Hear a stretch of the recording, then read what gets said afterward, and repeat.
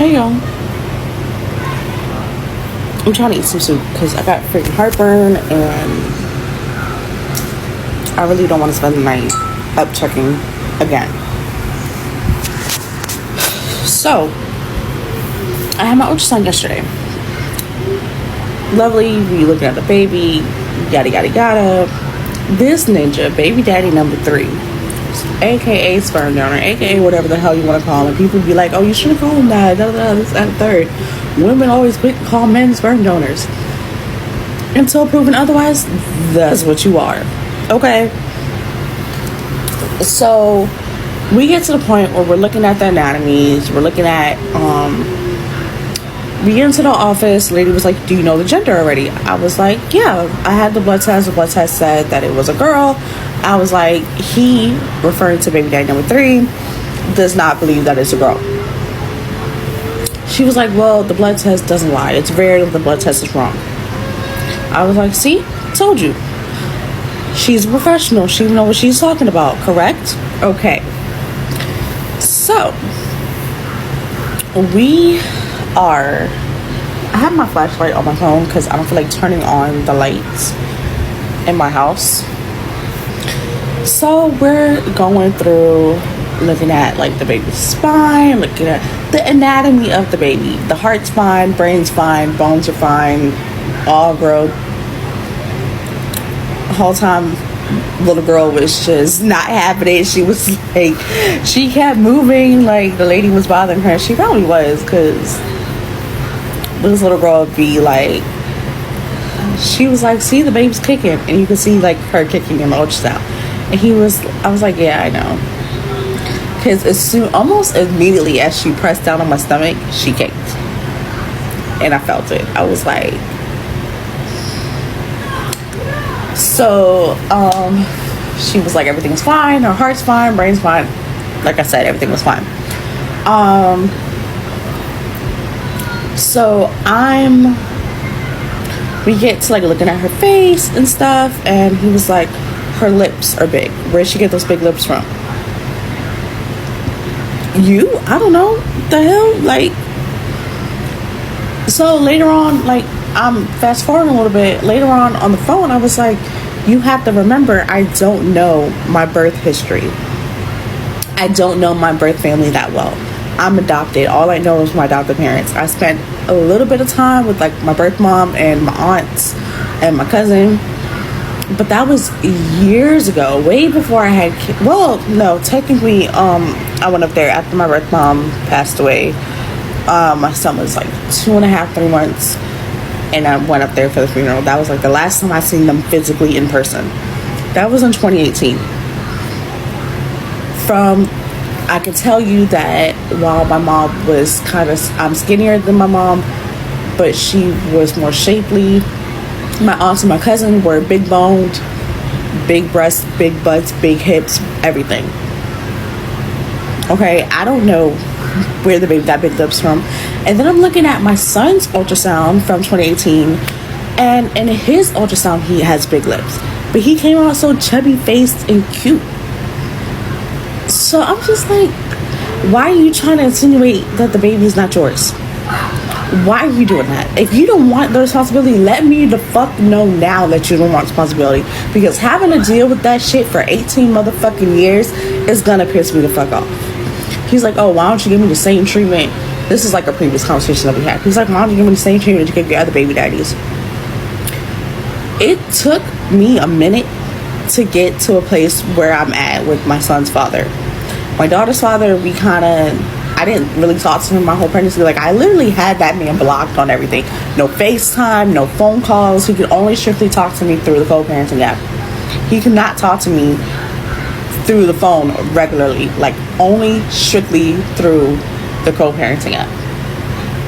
He could only call me through the co-parenting app. He could only message me through the co-parenting app. Like, I was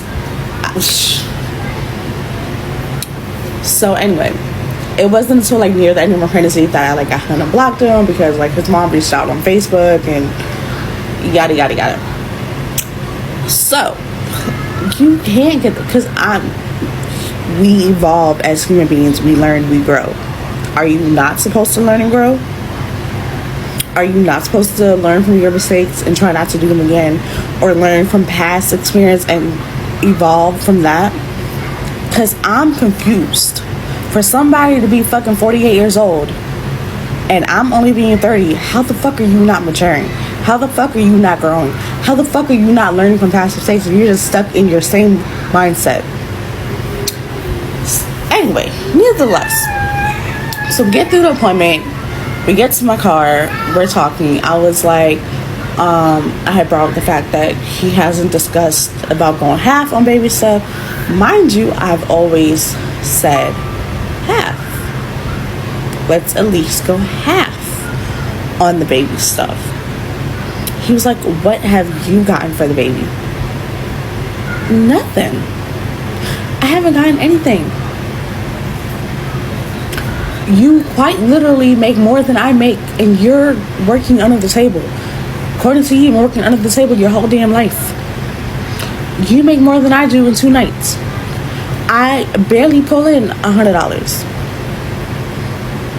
It takes me the whole fucking month to get my car insurance paid off. So you're asking me what the fuck have I gotten? Nothing yet. Because every time I think I have money, I have to go spend something for my daughter, which I'm not complaining. That's my job. I'm supposed to do that. I'm not complaining about that. And then I have my own bills I gotta take care of. So I don't know what else you gotta do, but you sending money to your mom, which is understandable. You got your own bills you gotta pay, but you still make more than I do in one night. Because the one time I actually paid my car insurance in full, you got that shit in 2 nights. And it was almost $400. So you quite literally can do that shit. But whatever. So he's like, oh, I'm trying to clean out the second bedroom. What's the point of doing that if you don't have stuff for the baby? So you're cleaning out a room for it to be empty, for it to be whatever, and you don't got shit for the baby. And the baby's not spending the night because I plan on breastfeeding. At maximum for a year, at minimum for 6 months. You can't breastfeed a baby. And me and pumps don't get along. So bottle feeding breast milk is out of the way. Then he's like, oh, should I just pack my stuff and up in the spirit? That's what you want to do. Go ahead and do that. You wonder why I say, if you want to act like a deadbeat, keywords, I always say act like a deadbeat, then go ahead and do that. Because I'm not going to stop you. You don't take care of your health. Your doctor's been trying to get you in the hospital for your fucking health. Probably for your fucking heart thing that you got in your chest. And you don't want to go because you don't want to stop making money. What's the point of making money if you dropped unalived out of nowhere because you could have stopped all that if you just went to the hospital? Where's the common sense, sir?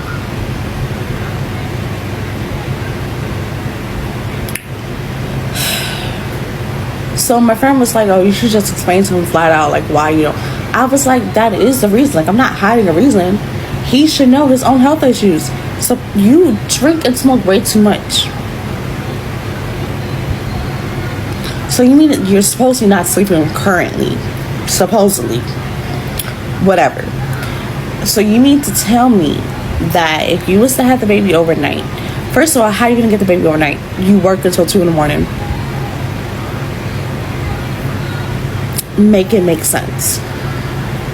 I'm not saying you're never gonna get your child. I'm just saying no overnights.